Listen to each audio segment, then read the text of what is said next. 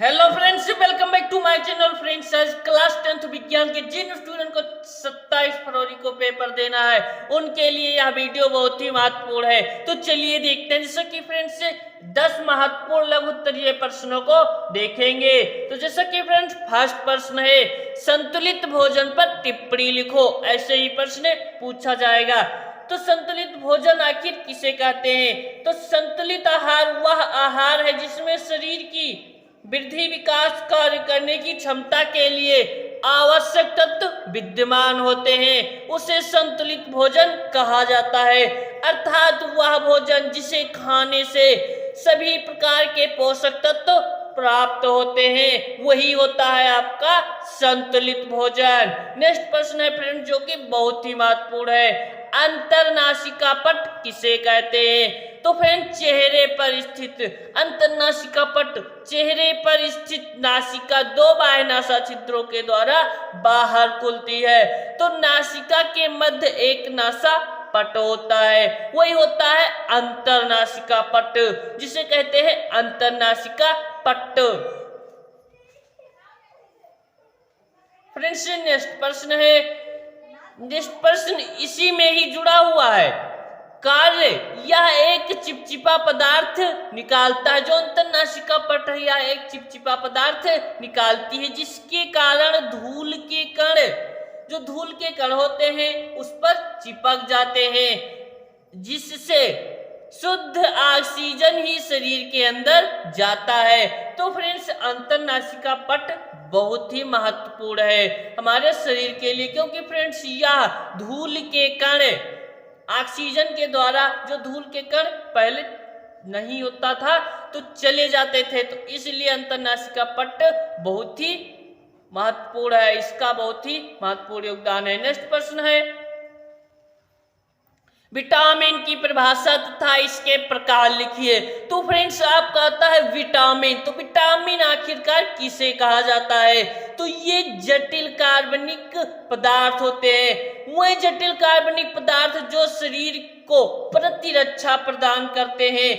इनकी कमी से अपूर्णता रोग हो जाता है। तो फ्रेंड्स विटामिन की कमी से रोग उत्पन्न हो जाता है, तो जिसकी कमी से रोग उत्पन्न होता है वही होता है विटामिन। तो फ्रेंड्स वह जटिल कार्बनिक पदार्थ जो शरीर को प्रतिरक्षा प्रदान करते हैं, उसे ही विटामिन कहा जाता है। अब फ्रेंड्स विटामिन के प्रकार, तो विटामिन दो प्रकार के होते हैं, जल में घुलनशील और वसा में घुलनशील। अब हम लिखेंगे कि कौन कौन सी विटामिन जल में घुलनशील है और कौन सी विटामिन वसा में घुलनशील है। तो फ्रेंड्स विटामिन बी व सी, विटामिन बी और सी जो है ये आपकी विटामिन जल में घुलनशील है। और वसा में घुलनशील कौन कौन सी है? तो वसा में घुलनशील विटामिन ही ये डी, ई और के। फ्रेंड्स ये चार प्रकार के विटामिन वसा में घुलनशील है, और जल में घुलनशील विटामिन बी और सी है। वसा में घुलनशील विटामिन ये डी, ई, के, ये चार प्रकार की विटामिन वसा में घुलनशील है। फ्रेंड्स नेक्स्ट प्रश्न की ओर बढ़ते हैं। फ्रेंड्स आपका होता है बेहद इंपॉर्टेंट प्रश्न, जैसा कि आपको दिया गया है, सजीव तथा निर्जीव में अंतर लिखिए। इन दोनों के बीच अंतर स्पष्ट करना है। तो सिंपल, एक तरफ लिखेंगे सजीव, एक तरफ लिख देंगे निर्जीव। बस सजीव में क्या लिखना है?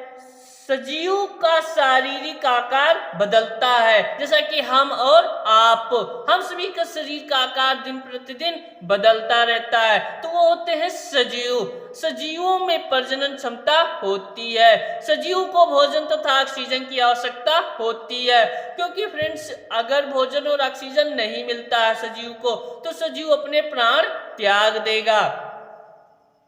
तो फ्रेंड्स ये थे सजीव। अब निर्जीव के बारे में सीखेंगे। तो निर्जीव निर्जीव के आकार में कोई परिवर्तन नहीं होता है। जैसे कि फ्रेंड्स आपका टेबल या फिर आपकी किताब, क्या आपकी किताब 2 महीने बाद बड़ी हो जाती है? बिल्कुल नहीं, जितनी बड़ी थी उतनी बड़ी ही रहती है, इसके आकार में कोई परिवर्तन नहीं होता है। ये होती है निर्जीव। निर्जीव में प्रजनन क्षमता नहीं होती। अब फ्रेंड्स जैसा कि प्रजनन क्षमता, अब आपकी किताब है, आपकी विज्ञान की किताब है, क्या आपकी विज्ञान की किताब एक किताब से 2 किताब बना पाएगी? बिल्कुल नहीं। तो ये होती है निर्जीव, उसमें प्रजनन क्षमता बिल्कुल नहीं होता है। अब फ्रेंड्स निर्जीव में ऑक्सीजन तथा भोजन की आवश्यकता नहीं होती है। तो ये थे सर जीव और निर्जीव के बीच अंतर। नेक्स्ट प्रश्न है, रुधिर तथा लसिका में अंतर लिखिए। अब फ्रेंड्स आता है रुधिर। रुधिर तथा लसिका में निम्न अंतर है। इस तरह से आपको लिख देना है, एक तरफ डालेंगे रुधिर, एक तरफ लिखेंगे लसिका।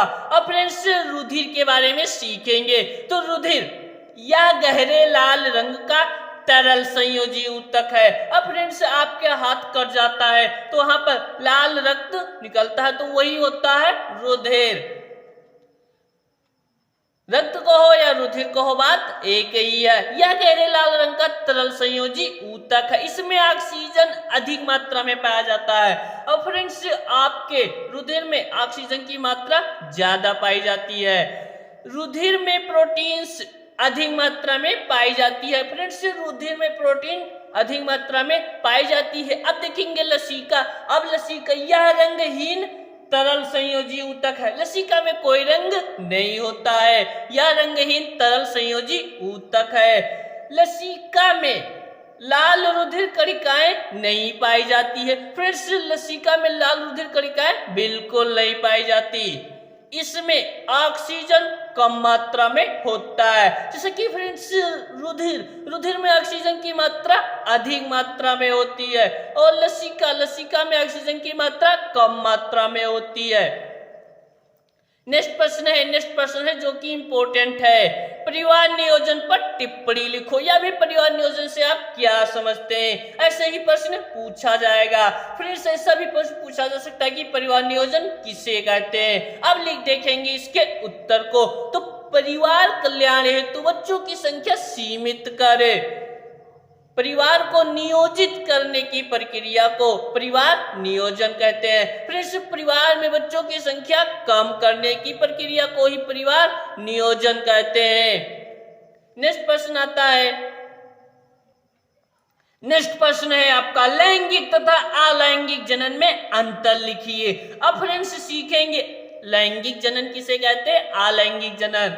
तो फ्रेंड्स लैंगिक जनन संतान की उत्पत्ति के लिए प्रायः 2 जनकों की आवश्यकता होती है। जैसे कि फ्रेंड्स इसका सबसे अच्छा उदाहरण है मनुष्य, इसमें प्रायः 2 जनकों की आवश्यकता होती है युग्मकों के निर्माण के लिए। अब फ्रेंड्स लैंगिक जनन में युग्मक जो बनता है उसके बनाने के लिए अर्धसूत्री विभाजन होता है। फ्रेंड्स लैंगिक जनन में अर्धसूत्री विभाजन की प्रक्रिया होती है और इसमें 2 जनकों की आवश्यकता होती है। तो ये होता है आपका लैंगिक जनन। नेक्स्ट आता है अलैंगिक जनन। अलैंगिक जनन में एक ही जनक द्वारा संतान की उत्पत्ति होती है, इसमें केवल एक ही जनक की आवश्यकता होती है। अलैंगिक जनन में युग्मकों की आवश्यकता बिल्कुल नहीं होती। फ्रेंड्स जैसा कि इसमें युग्मक की आवश्यकता नहीं होगी तो सिंपल इसमें समसूत्री विभाजन होगा ही, क्योंकि फ्रेंड्स अर्धसूत्री विभाजन तो होगा नहीं। अर्धसूत्री विभाजन होगा लैंगिक जनन में, अलैंगिक जनन में होगा समसूत्री विभाजन।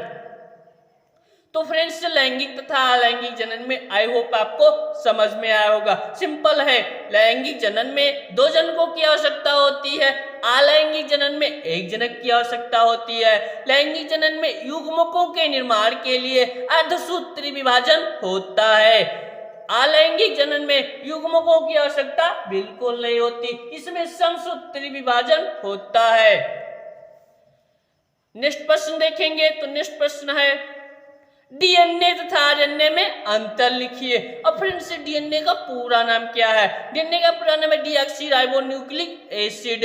आरएनए का पूरा नाम राइबोन्यूक्लिक एसिड। इन दोनों के बीच अंतर लिखना है। तो डीएनए और आरएनए में निम्न अंतर है। एक तरफ डालेंगे डीएनए, एक तरफ डालेंगे आरएनए। अब फ्रेंड्स इसके बारे में लिखेंगे। डीएनए जो है यह एक आनुवंशिक पदार्थ है जो कोशिका की क्रियाओं का नियंत्रण करता है। फ्रेंड्स डीएनए जो होता है यह एक आनुवंशिक पदार्थ होता है जो कोशिका की क्रियाओं का नियंत्रण करता है। इसमें डीऑक्सीराइबोस शर्करा पाई जाती है। फ्रेंड्स डीएनए में डीऑक्सीराइबोस शर्करा पाई जाती है। इसमें डीऑक्सीराइबोस शर्करा पाई जाती है और फ्रेंड्स इसका संश्लेषणकारी विकर डीएनए पॉलीमरेज है। डीएनए का संश्लेषणकारी विकर डीएनए पॉलीमरेज होता है। आरएनए, अब आरएनए के बारे में, यह अदा कदा कभी कभी आनुवंशिक पदार्थ बन जाता है तथा प्रोटीन संश्लेषण में वाहक का कार्य करता है। यानी कि आरएनए जो होता है या प्रोटीन संश्लेषण में दूध का काम करता है। जैसे कि फ्रेंड्स पहले राजा महाराजाओं के यहाँ दूध होते थे तो वही सेना होते थे, सेनापति होते थे। ऐसे ही सेनापति होता है आपका आरएनए। आरएनए प्रोटीन संश्लेषण में वाहक का कार्य करता है, यानी कि दूत या सेना का कार्य करता है। इसमें राइबोस शर्करा पाई जाती है। आरएनए में राइबोस शर्करा पाई जाती है। इसमें संश्लेषणकारी विकर आरएनए पॉलीमरेज है। फ्रेंड्स आरएनए में संश्लेषणकारी विकर आरएनए पॉलीमरेज होता है। नेक्स्ट प्रश्न देखेंगे। फ्रेंड्स आपका 9th प्रश्न है, मानव में लिंग निर्धारण पर टिप्पणी लिखिए। फ्रेंड्स आता है ये बेहद इंपॉर्टेंट प्रश्न है क्योंकि फ्रेंड्स ये बोर्ड एग्जाम में कई बार पूछा गया है। तो चलिए इस प्रश्न को सीखते हैं। मनुष्य में सभी कायिक तथा जनन कोशिकाओं में 46 गुणसूत्र होते हैं क्योंकि फ्रेंड्स मनुष्य की कायिक कोशिका तथा जनन कोशिका में 46 गुणसूत्र होते हैं। इनमें से 44 गुणसूत्रों के समजात जोड़े होते हैं। फ्रेंड 44 गुणसूत्र जो होता है उसका 22 जोड़ा होता है जिन्हें ऑटोसोम्स कहते हैं। फ्रेंड्स 22 समजात जोड़े को ऑटोसोम्स कहा जाता है। शेष एक जोड़ा बचता है। शेष एक जोड़ा जो होता है उसे गुणसूत्र, एक जोड़ा गुणसूत्र बचता है उसे लिंग गुणसूत्र कहते हैं क्योंकि फ्रेंड्स जो मादा में होता है XX, नर में XY, इस तरह से एक जोड़ी गुणसूत्र लिंग गुणसूत्र कहलाता है। फ्रेंड्स आपका आखिरी और सबसे महत्वपूर्ण प्रश्न है। तो फ्रेंड्स चलिए देखते हैं इस महत्वपूर्ण प्रश्न को। जैसा कि फ्रेंड्स अभी आपको बताया गया था सजीव और निर्जीव का टॉपिक। तो फ्रेंड्स निर्जीव जो होता है, जैसा कि आपकी किताब हुई, आपका बैग हुआ, क्या आपका बैग 1 से 2 बन सकता है? आप अपने बैग को 1 से 2 बनने को कहिए, बिल्कुल नहीं, क्योंकि फ्रेंड्स आपका बैग जो है वो निर्जीव वस्तु है, आपकी किताब निर्जीव वस्तु है, आपका कलम निर्जीव वस्तु है। और फ्रेंड्स सजीव, जैसा कि मनुष्य होता है सजीव, गाय होती है सजीव, तो ये सभी होते हैं सजीव प्राणी, इन्हीं में होता है आप प्रजनन। तो फ्रेंड्स जीवधारियों द्वारा लैंगिक क्रियाओं के फलस्वरूप अपने जैसे संतानों की उत्पत्ति करने की क्रिया को प्रजनन कहते हैं, क्योंकि फ्रेंड्स जीवधारियों में इसकी क्षमता होती है, तो इसलिए यह क्रिया प्रजनन कहलाती। जीवधारियों द्वारा लैंगिक क्रियाओं के फलस्वरूप अपने जैसे संतानों की उत्पत्ति करने की क्रिया को प्रजनन कहते हैं। तो फ्रेंड्स जैसा कि ये थे आपकी क्लास 10th के 10 महत्वपूर्ण लघु उत्तरीय फ्रेंड्स प्रश्न। और फ्रेंड्स अगर आप नए हैं तो चैनल को सब्सक्राइब करके कर लीजिए ताकि ऐसे ही इंपॉर्टेंट वीडियो आपके लिए मिलता रहे। तो मिलते हैं नेक्स्ट वीडियो में। Thanks for watching friends.